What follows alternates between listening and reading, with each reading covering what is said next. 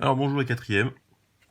Aujourd'hui je vais corriger l'activité 3, page 157, qui introduit les probabilités dans des situations assez simples.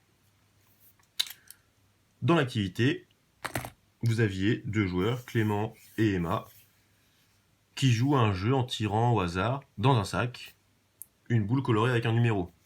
Donc dans le sac, on avait 1, 2, 3, 4, 5, 6, 7, 8, 9, 10 boules. Je refais le sac. Voilà, vous aviez un sac avec 3 boules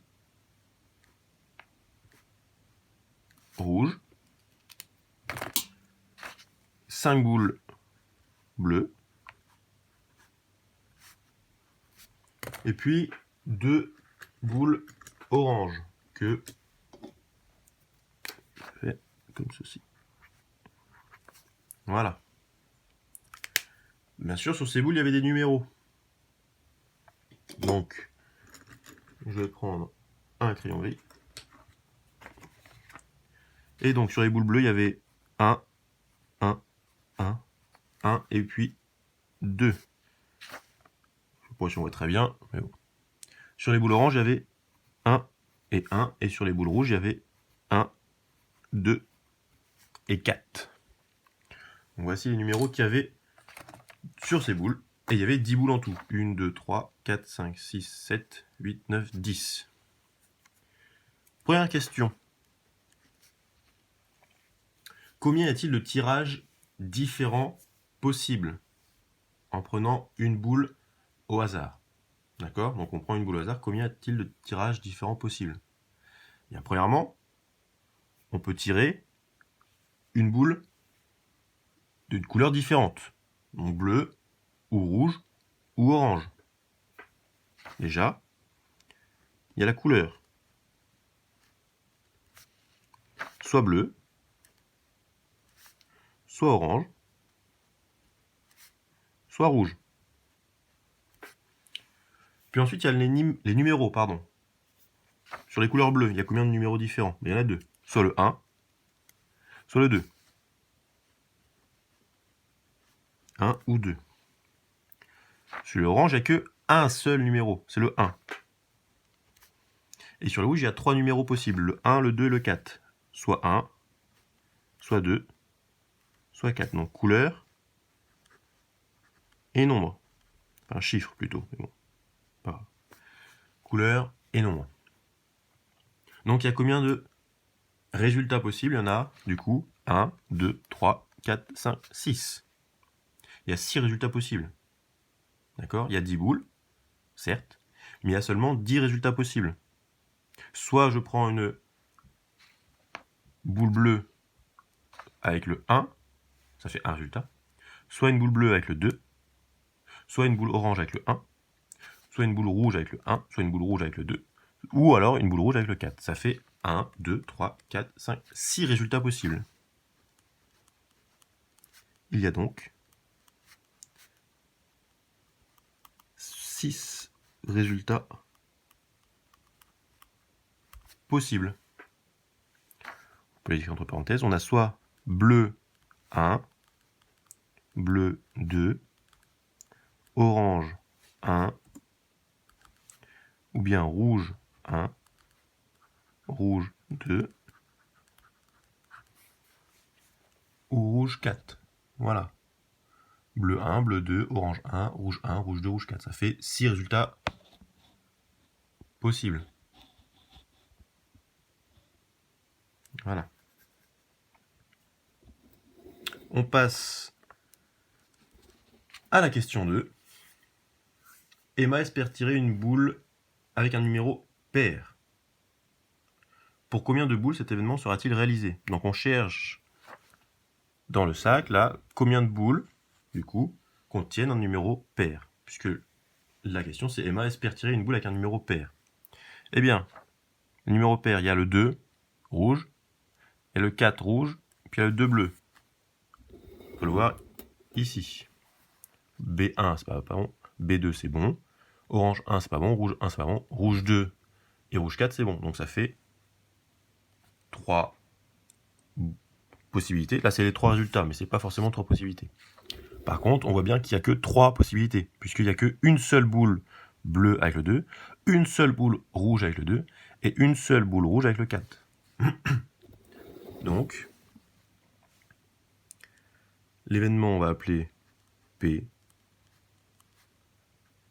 boule avec numéro pair,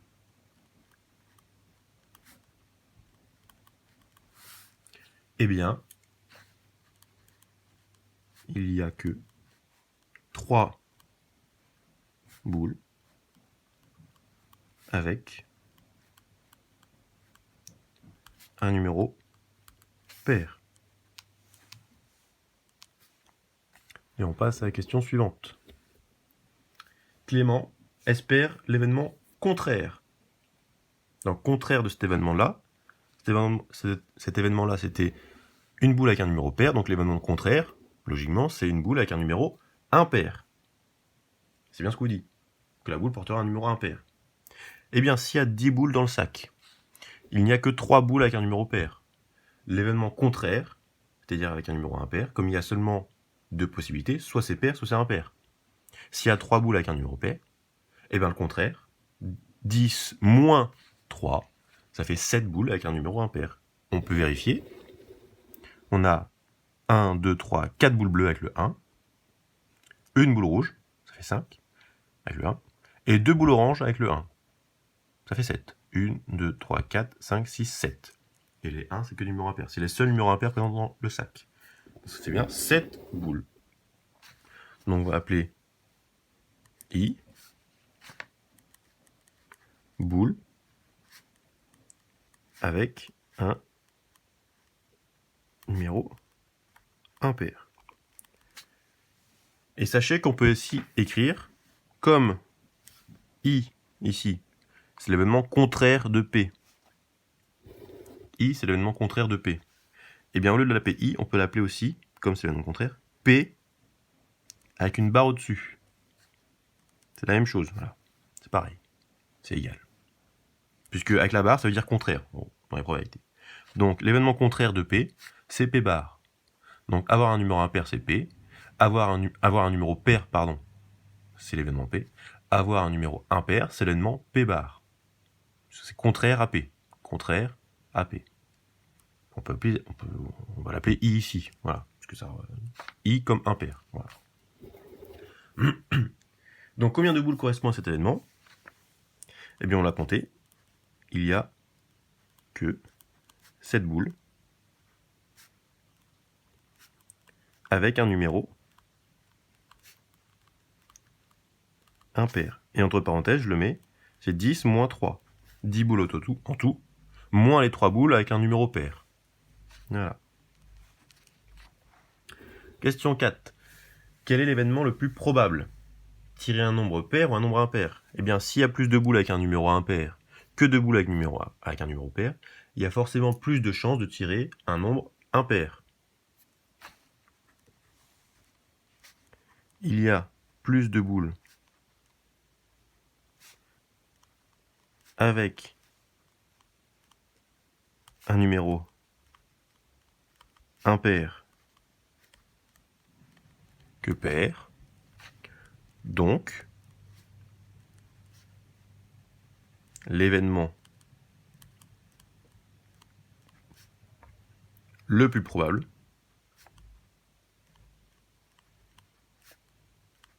est tirer un nombre impair. Voilà. Question suivante. Pourquoi tirer une boule orange avec un numéro pair est-il un événement impossible? Eh bien, je retourne dans le sac. Je regarde seulement les boules oranges. J'en ai que 2 déjà. Et elles ont toutes les deux le numéro 1 dessus. 1, je rappelle, c'est un numéro impair. Donc, est-ce que c'est possible de tirer une boule orange? Oui. Mais est-ce que c'est possible de tirer une boule orange avec un numéro pair dessus? Non. Puisqu'il n'y a aucune boule orange. Il n'y a aucune boule orange avec un numéro pair dessus. Donc,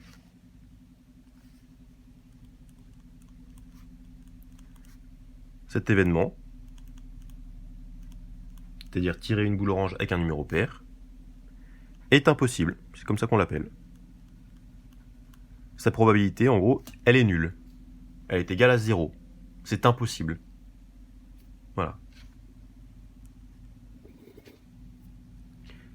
Et question 6, on annonce à Clément et à Emma qu'ils gagneront un lot si la boule tirée est bleue et qu'elle porte le numéro 1. La question c'est, ont-ils plus de chances de gagner ou de perdre à ce jeu? Donc, on dit bien, ils doivent tirer une boule bleue. Il y a 5 boules bleues. Je remonte pour être sûr. On a 1, 2, 3, 4, 5 boules bleues parmi 10 boules en tout. Et on vous dit qu'ils gagneront un lot si la boule tirée est bleue et si elle porte le numéro 1. Et là, il n'y en a que 1, 2, 3, 4, puisque celle-ci, c'est un 2. Donc il n'y a que 4 boules bleues avec un numéro 1. Donc je l'écris déjà, très important. Les résultats possibles, ici, il n'y en a que 4. Enfin, les résultats possibles. Pour qu'il gagne. Il n'y a que 4 résultats possibles. Parmi 10 pour qu'il gagne. Il y a 4 boules bleues avec le numéro 1. Il y a, par contre, dans le sac, 10 boules. Donc, est-ce qu'ils ont plus de chances de gagner ou de perdre à ce jeu? Eh bien, pour savoir ça, on peut essayer de trouver combien de boules ils doivent piocher, enfin, quels sont les résultats possibles pour qu'ils perdent, plutôt. Eh bien, s'ils piochent la boule bleue avec le numéro 2, ou bien les 3 boules rouges, ou bien les 2 boules oranges, ils ont perdu, ça fait 6. Il y a 6 boules. Donc, la boule bleue 2, les boules oranges 1, il y en avait 2. C'est avec un O. Boule orange 1, il y en avait 2. La boule rouge 1, il n'y en a qu'une. La boule rouge 2, il n'y en a qu'une. Et la boule rouge 4, il n'y en a qu'une. Ça fait 6 boules. Où il perdrait.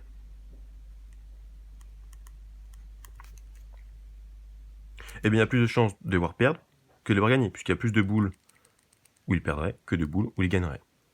Donc, Emma et Clément